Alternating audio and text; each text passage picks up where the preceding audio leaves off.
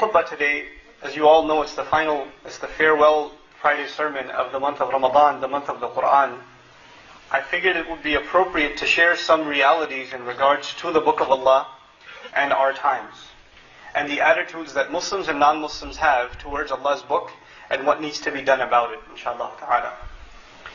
First and foremost, I want to share with you something you already know. We live in a religiously pluralistic society. A society in which many different people follow many, many different religions. You have people of different faiths at your work, people of different faiths at your school, at your college, at your university, in your neighborhood. Pretty much everybody else it's a diversified society in terms of religions.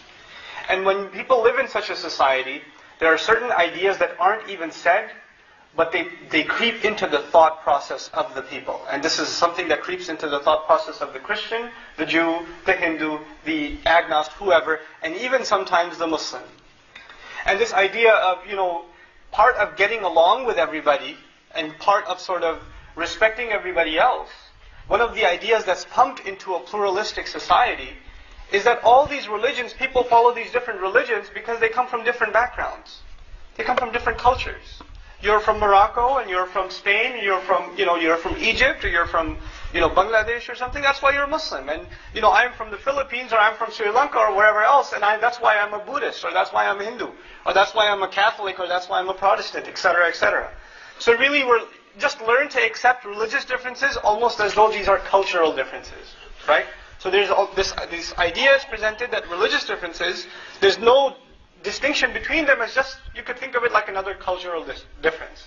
So the fact that you fast in the month of Ramadan and your neighbors know that you fast, they think it's such a cool thing they do in their culture.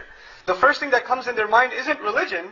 The first thing that comes in their mind is these Eastern people, these brown people, these yellow people, these colored people, they fast. It's a thing they do out there, right? That's what it is. And sometimes the Muslim themselves, especially the youth, start thinking like that. Yeah, we're Muslim because we were born in a Muslim family. Or that's our heritage, that's how we are. These are the kinds of things we do because we come from that background. And the idea and the conviction that we are Muslim because it is the truth. It has nothing to do with where we come from or what our parents are. The fact that the deen of Allah, Islam, is the truth. That idea becomes diluted. It gets reduced to just a culture. It gets reduced to just a religious heritage. That's all it is. And when you lose sight of the fact that this is the truth, then you don't feel the urgency to want to share the truth with others. You're okay with the fact that somebody else is whatever other religion, and you are this religion. It's just traditional differences. These are differences of heritage.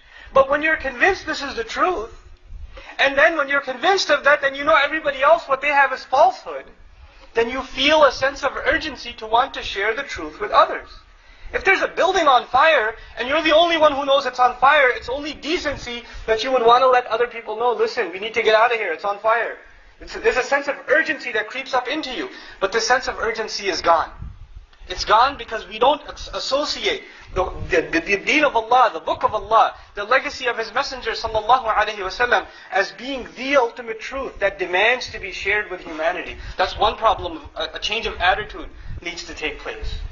Here's another change of attitude that I want to talk to you about.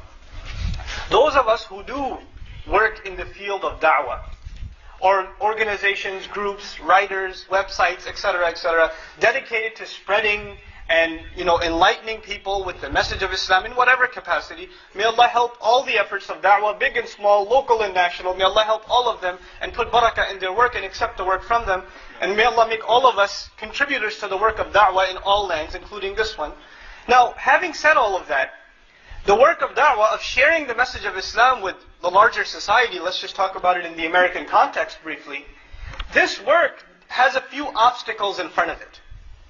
And this work has right now been reorganized, and it's been shaped not according to our liking or according to the principles of our book and our legacy, but according to a different agenda. And this is what I wanted to bring before you.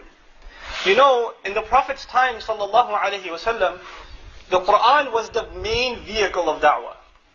The Messenger ﷺ was commanded, "Utlu ma uhiya ilayka min al-kitab." Read what has been read to you, what has been revealed to you from the book. Read it on to the people. Recite it on to them. وَذَكِّرْ بِالْقُرْآنِ مَنْ يَخَافُ وَعِيدٍ. Remind by means of the Quran. Meccan surah, right? Who are you reminding by Quran?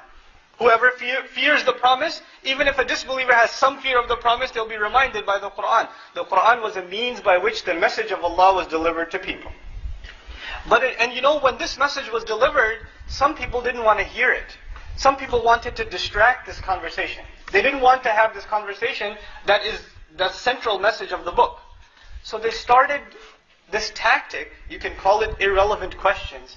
They started asking the Messenger ﷺ questions that are almost tangents. So that he would be so busy answering those questions, he never gets to talk about what he wants to talk about.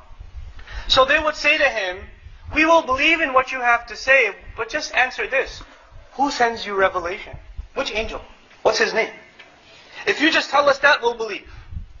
So the ayat come down and he answers properly. He says, Jibreel, and they say, well, we don't like him actually. Let's ask you another question. How about this? Who were the people of the cave? If you just answer that, we're going to believe. So the Qur'an answers, Ashab al-Kahf. Right? We recite this in Surah al-Kahf. So now when that answer is given, well, no, we have another question actually. What is the ruh? Where does it come from? Who's Dhul Qarnayn? Are these central questions? You have to understand. The central idea was believe in this messenger. The central concept was La ilaha illallah. The central concept was don't change with your tongue the book that Allah had revealed to you. Don't hide what Allah has sent to you. That was the message. They don't want to accept that message. So what's the easiest tactic? Change the conversation by changing the questions. It's a very clever tactic. It's very clever. And you know it's even used today. You go on a TV, it's a TV interview, and the host, the guy who's hosting the show, and there's an expert, some scholar, whatever area, maybe it's a historian, maybe it's a political scientist, whatever. That historian will never get to say what he wants to say because the host keeps changing the questions. He controls the entire conversation. What I'm trying to get across is whoever controls the questions controls the conversation. This is true in media, this is true in da'wah, this is true in discourse in general. Whoever controls the questions controls the conversation. The thing in the Qur'an is Allah did address some of their questions, then He stopped. Then Allah started asking questions Himself. Because Allah Azza wa Jalla Himself takes control of the conversation. أَفَلَا تَعْقِلُونَ? Why don't you think? Right? أَمْ لَكُمْ كِتَابٌ فِيهِ تَدْرُسُونَ? Do you have a book that you study from? Bring it forward. هَاتُوا بُرْهَانَكُمْ? Asking questions and making demands on the people who disbelieve. But now we're living in times where we are not the ones, the Muslims are not the ones, the da'is are not the ones asking the questions. Questions are being asked of us. Hey, how come Islam condones terrorism? How come you people hate women so much? How come you do this? How come you do that? And we're put in a position where we're constantly telling people, no, Islam is not this. No, Islam is not that. No, Islam is not that either. And it's not this either. And no, this is not what the Qur'an actually says. And this is not the Sunnah. So we're so busy telling people what Islam is not, we never get a chance to tell them what Islam is. We never get a chance to speak. Because the questions are not in our control. We have to understand this. The ayah I recited before you from Surah Al-Anbiya, very powerful. Very, very powerful ayah. Allah Azza wa Jalla in this ayah, He depicts the message of this deen and the book of Allah, and this truth, this La ilaha illallah, this Muhammadur Rasulullah sallallahu alayhi wasallam, that is running in our blood. This truth, Allah gives it an image. Sometimes in the Qur'an, a lesson is taught by means of drawing a picture in your mind. Allah Azza wa Jalla says, بَلْ نَقْذِفُ بِالْحَقِّ عَلَى الْبَاطِلِ. We spear the truth against the falsehood. The image being drawn is that truth, or Islam is like a spear. It's like a weapon. This truth is like a weapon. And it's being hurled, it's been launched against falsehood, who's a guy running away from a spear, obviously. So who's on the offensive? The spear. And who's running away? The falsehood. Compare that to our times. Who's actually running after who? It's like the guy he's running after the spear. It's the other way around. We're on the run. We're not the one asking the questions. The tables have been turned.